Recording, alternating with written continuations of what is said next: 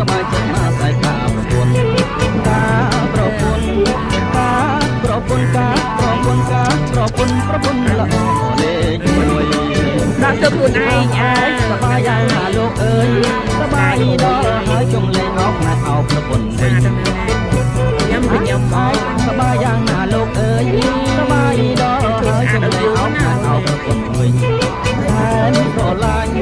សែនស្រឡាញ់សែនស្រឡាញ់សែនស្រឡាញ់ការហើយលែងចេញពីខ្ញុំហើយខ្ញុំ